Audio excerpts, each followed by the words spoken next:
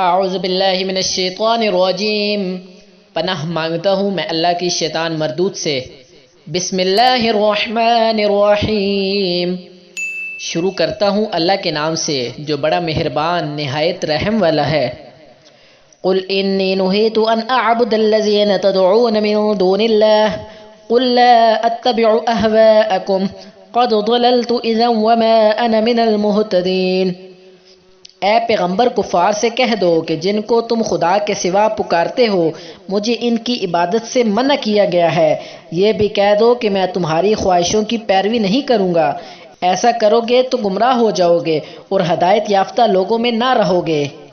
قل انی علی بینۃ من ربی وکذبتم بہ ما عندی ما تستعجلون بہ ان الحکم الا للہ یقص الحق وہو خیر الفاصلین۔ کہہ دو کہ میں تو اپنے پروردگار کی دلیل روشن پر ہوں اور تم اس کی تکذیب کرتے ہو۔ جس چیز یعنی عذاب کے لیے تم جلدی کر رہے ہو وہ میرے پاس نہیں ہے، ایسا حکم اللہ ہی کے اختیار میں ہے، وہ سچی بات بیان فرماتا ہے اور وہ سب سے بہتر فیصلہ کرنے والا ہے۔ قل لو ان عندي ما تستعجلون به لقضي الامر بيني وبينكم والله اعلم بالظالمين۔ کہہ دو کہ جس چیز کے لیے تم جلدی کر رہے ہو اگر وہ میرے اختیار میں ہوتی تو مجھ میں اور تم میں فیصلہ ہو چکا ہوتا، اور خدا ظالموں سے خوب واقف ہے۔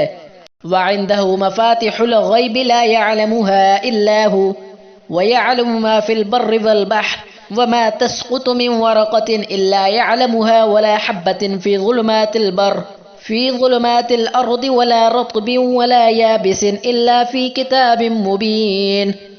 اور اسی کے پاس غیب کی کنجیاں ہیں جن کو اس کے سوا کوئی نہیں جانتا، اور اسے جنگلوں اور دریاؤں کے سب چیزوں کا علم ہے اور کوئی پتہ نہیں جڑتا مگر وہ اس کو جانتا ہے، اور زمین کے اندھیروں میں کوئی دانہ اور کوئی ہری یا سوکھی چیز نہیں ہے مگر کتاب روشن میں لکھی ہوئی ہے۔ وَهُوَ الَّذِي يَتَوَفَّاكُم بِاللَّيْلِ وَيَعْلَمُ مَا جَرَحْتُم بِالنَّهَارِ ثُمَّ يَبْعَثُكُم فِيهِ لِيُقْضَىٰ أَجَلٌ مُّسَمًّى ثم الیہ مرجعکم ثم ینبئکم بما کنتم تعملون۔